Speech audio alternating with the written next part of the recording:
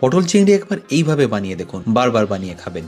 কড়াইতে সরষের তেল নিয়ে পটলগুলোকে খুব ভালো করে ভেজে নিতে হবে। পটলগুলো এইভাবে লাল করে ভাজা হয়ে গেলে এখানে ভেজে নেবো আলুগুলো, সাথে একটু নুন আর হলুদ দিতে ভুলবেন না। আলুগুলো লাল করে ভাজা হয়ে গেলে এখানে আমি ভেজে নিচ্ছি চিংড়ি মাছগুলো। তারপরে একই তেলে দিয়ে দিচ্ছি কয়েকটা গোটা গরম মশলা, 1 চা চামচ গোটা জিরে ও কুচনো পেঁয়াজ, আর সাথে একটু অবশ্যই নুন দেবেন। তারপর পেঁয়াজটা লাল করে ভেজে নিয়ে তাতে দিয়ে দিচ্ছি আদা রসুন বাটা, সাথে কিছু মশলার মধ্যে দিয়ে দিচ্ছি যেমন কাশ্মীরি লঙ্কার গুঁড়ো, হলুদ গুঁড়ো ও সামান্য ধনে গুঁড়ো। এই মশলাগুলো থেকে তেল ছাড়লে এখানে দিয়ে দিচ্ছি টমেটো বাটা, সেটাকে খুব ভালো করে আপনাদের কুক করে নিতে হবে। একটা স্পেশাল পেস্ট আপনাদের বানাতে হবে, সেটা হলো নারকোল, পোস্ত ও কাঁচা লঙ্কার। আর পেস্টটা দিয়ে একবার ভালো করে কুক করে নিয়ে আমি এখানে দিয়ে দিচ্ছি আগে থেকে ভেজে রাখা আলুগুলো।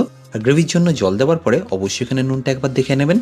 তারপর দিয়ে দিতে হবে ভেজে রাখা পটল আর চিংড়িটা, আর একবার ভালো করে মিশিয়ে নিয়ে ঘি, গরম মশলা ও কাঁচা লঙ্কা দিলেই পটল চিংড়ি কিন্তু পারফেক্টলি রেডি।